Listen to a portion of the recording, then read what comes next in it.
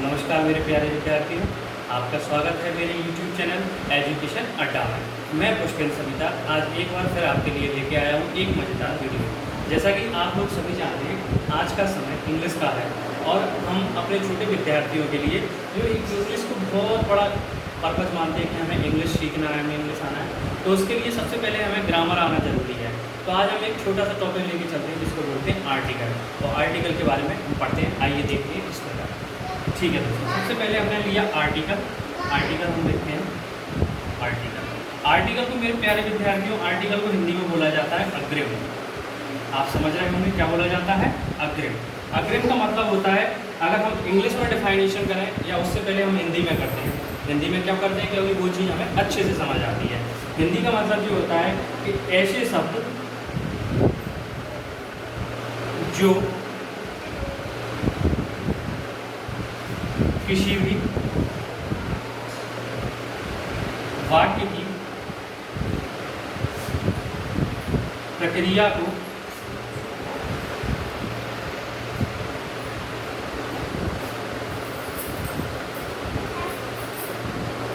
पूरा करते हैं। ये हम हिंदी में इस आर्टिकल को इस प्रकार समझ सकते हैं। आपको इतना समझ में आया? मैं उम्मीद करता हूँ कि आप लोग इस चीज़ को समझ पा रहे हैं। अब आर्टिकल को हम दो भागों में पहले डिवाइड करते हैं कि आर्टिकल है क्या, और आर्टिकल को दो भागों में डिवाइड क्यों है। तो आर्टिकल एक होता है सबसे पहले डिफाइनाइट आर्टिकल। एक आर्टिकल होता है इनडिफाइनाइट आर्टिकल। इनडिफाइनाइट आर्टिकल का मतलब होता है निश्चित, अग्रिम, हिंदी में जिसे बोला जाए, और इनडिफाइनाइट आर्टिकल को बोलते हैं अनिश्चित, अग्रिम। हमारे जो डिफाइनाइट आर्टिकल होता है उसको बोला जाता है द, और जो हमारे इनडिफाइनाइट आर्टिकल होते हैं उसको बोलते हैं ए और एन। मेरे प्यारे विद्यार्थियों, आप इतना तो समझ ही गए होंगे कि आर्टिकल का मतलब क्या होता है। आर्टिकल यानी कि वे शब्द जो किसी भी बात को पूरा करते हैं उन्हें हम आर्टिकल कहते हैं। आर्टिकल एक छोटी सी चीज़ होती है द, और एक आर्टिकल जो इनडिफाइनाइट है उसको ए और एन बोलते हैं। अब प्लीज़ आप इसको नोट करना चाहें तो नोट कर सकते हैं। अब इस प्रकार सबसे पहले हम लेंगे मेरे प्यारे विद्यार्थियों, हमने आर्टिकल लिया इनडिफाइनाइट आर्टिकल। क्या लिया हमने? Indefinite article. इसके टू टाइप्स हैं इनडिफाइनाइट आर्टिकल के। कौन कौन से, ये आप हम अब अच्छे से तरीके से समझेंगे। यहाँ मैं इनडिफाइनाइट आर्टिकल और लिख देता हूँ जिससे आप लोगों को अच्छे से क्लियर हो जाए। अभी हमारे इनडिफाइनाइट आर्टिकल पहला होता है ए और दूसरा होता है एन। ये ए कब काम आता है और एन कब काम आता है, हम इस चीज़ को अच्छे से समझेंगे। ए हम समझेंगे इसको कैसे, और एन और इसको समझेंगे कैसे। ये एक सोचने वाली बात है। जब भी आपने देखा होगा एक छोटी समझ में बात आती है, please give me a pen. जब हम किसी से एक पेन मांगते हैं या कॉपी मांगते हैं, कोई भी चीज़ वो अपने आप में एक होती है तो उसके लिए हम ए का यूज़ करते हैं अधिकतर। Please give me a pen, please give me a ₹1 note, please give me a etcetera, जो भी हमारा होता है। अब एन के लिए ऐसे honourable, N honourable man, an honest man, ये सारी चीज़ें आर्टिकल के थ्रू ही आती हैं। अब सबसे पहले हमने लिया आर्टिकल ए। आर्टिकल ए का यूज़ कहाँ होता है मेरे प्यारे विद्यार्थियों? आर्टिकल ए का यूज़ करते हैं हम हिंदी वर्णमाला से रिलेटेड हम लेते हैं। इसमें हिंदी वर्णमाला हमारी आएगी इसमें का से लेके क्या तक, ठीक। और हमारा एन का प्रयोग कहाँ पर होता है? हिंदी वर्णमाला आ से लेके आहा तक। मेरे प्यारे विद्यार्थियों, हम इसको एक चीज़ के द्वारा और समझ सकते हैं कि हिंदी वर्णमाला में किस तरीके से ए आर्टिकल को समझा जाए और हिंदी वर्णमाला में किस तरीके से आर्टिकल एन को समझा जाए। अब लेके चलते हैं हम हिंदी वर्णमाला में आर्टिकल ए। तो जिसको हम कह सकते हैं कि ए का यूज हम व्यंजन का से लेके ज्ञा तक के लिए, और आर्टिकल एन का यूज हिंदी वर्णमाला में स्वर आ से लेके आहा तक के लिए होगा। इतना समझ में आया मेरे प्यारे विद्यार्थियों? आप इसको चाहें तो नोट कर सकते हैं। ठीक है मेरे प्यारे विद्यार्थियों, हम सबसे पहले लिखना चाहेंगे यूज ऑफ ए, यानी कि हिंदी में इसको बोला जाएगा ए का प्रयोग। अब इसको किस तरीके से समझेंगे हम लिखेंगे। ए का प्रयोग हम हिंदी वर्णमाला में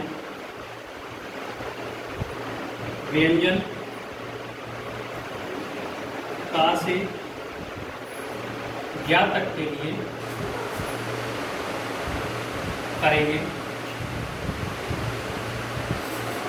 कैसे मेरे प्यारे विद्यार्थियों, आप इस एग्जाम्पल के जरिए समझेंगे कि हम आर्टिकल ए का यूज कैसे कर पा रहे हैं। अब देखिए, सबसे पहले मैंने लिखा ही is fill in the blanks और ये हो गया मैन। ठीक, यहाँ पे आपके लिए यूज ऑफ आएगा article a oblique an oblique the. आप उनको समझना कैसे, आप इस चीज़ को समझें। हमें क्या काम करना है, जैसे ही हम जब पूरा सेंटेंस पढ़ेंगे मेरे प्यारे विद्यार्थियों, आप देख रहे होंगे कि ये जो मैंने डैश बनाया यानी फिल इन द ब्लैंक्स बनाया है, फिल इन द ब्लैंक्स के जस्ट बाद वाला जो वर्ड वो क्या बनाया है, मैन, MAN, मैन लिखा हुआ है। तो मैन को जैसे ही हमने हिंदी में लिखा man,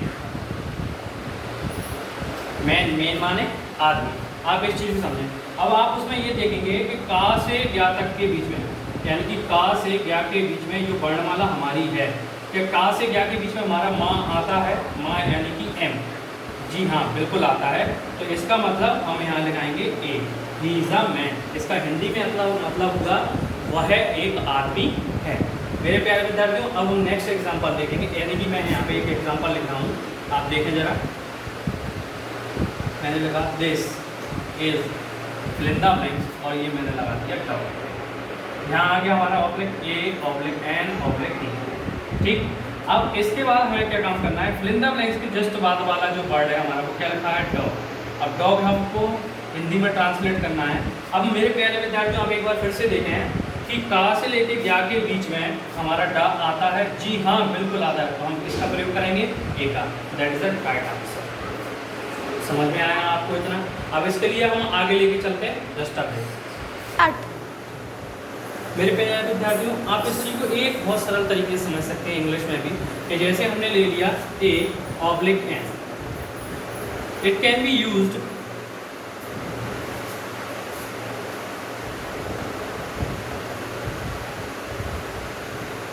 for singular countable noun, which means that can be used for countable।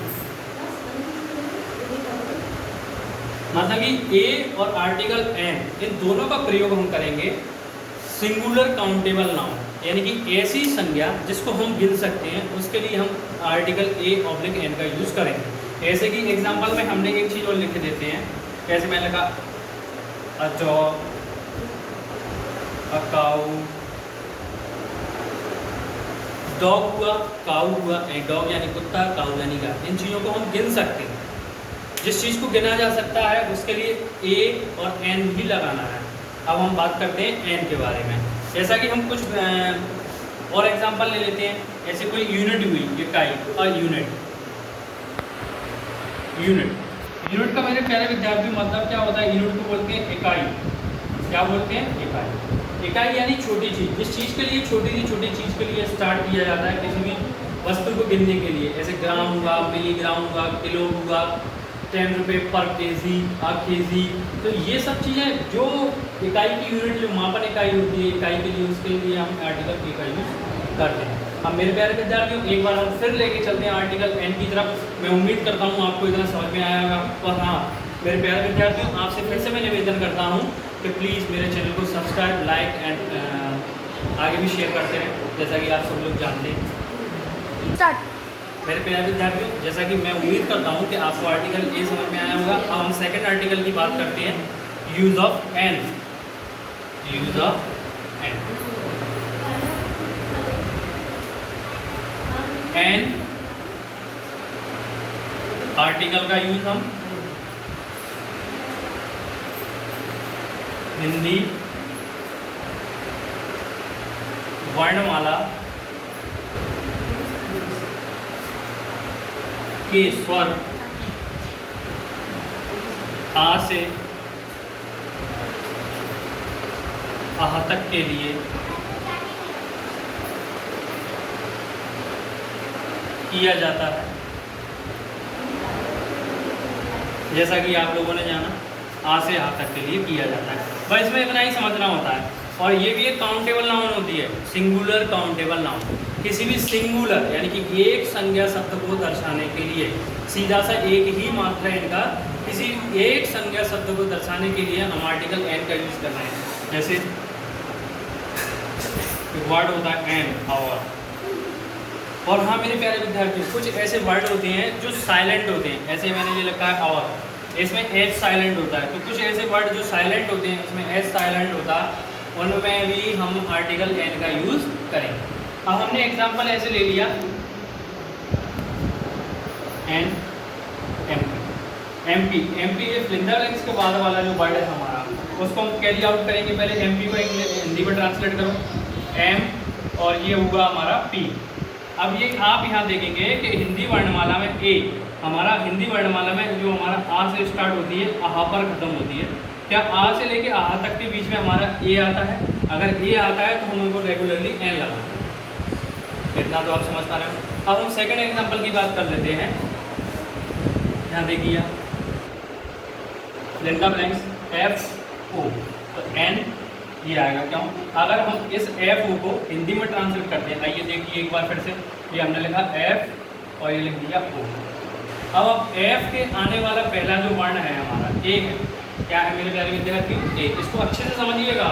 ये मान के चलिए अभी फिलहाल लॉकडाउन है, लेकिन लॉकडाउन के बाद जैसे ही आपके स्कूल खुलेंगे, आपकी पढ़ाई की प्रक्रिया फिर से चालू हो जाएगी। और धैर्य रख के आप इस वीडियो को देखें। और हाँ, प्लीज़ कमेंट करके आप जरूर बताएं कि आपको ये वीडियो कितना पसंद आ रहा है।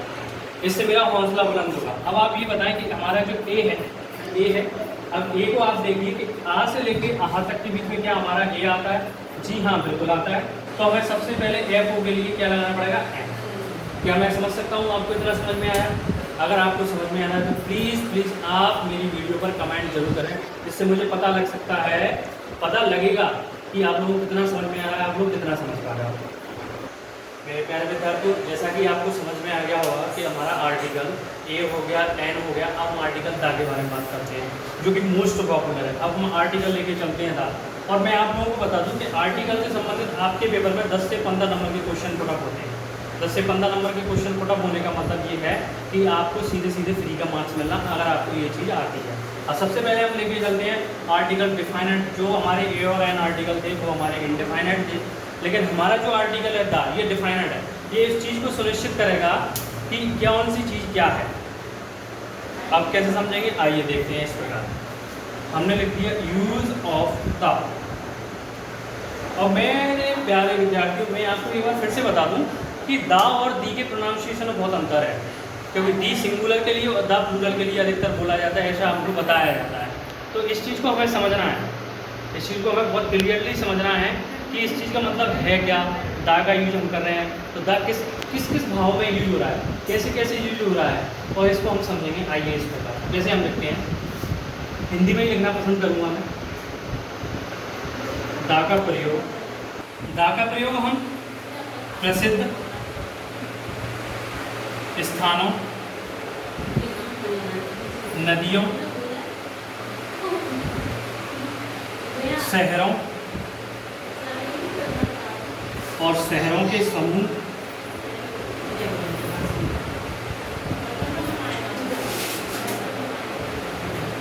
कौमा पर्वत, कौमा पठारों, कौमा तालाबों,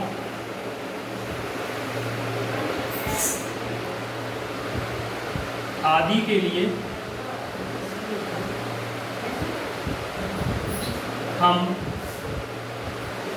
इसका प्रयोग करते हैं।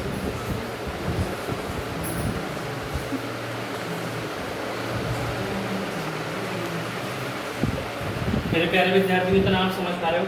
ये सिर्फ आपके लिए अभी मैं स्टार्ट कर रहा हूँ, सिर्फ एक बेसिक नॉलेज के साथ, कि आप इस चीज़ को समझ पाएँ। अब हम आगे लेके चलते हैं कि प्रसिद्ध स्थानों, नदियों, नामों। और हाँ, आप इसमें एक पॉइंट आउट भी कर सकते हैं कि प्रॉपर नाउन से पहले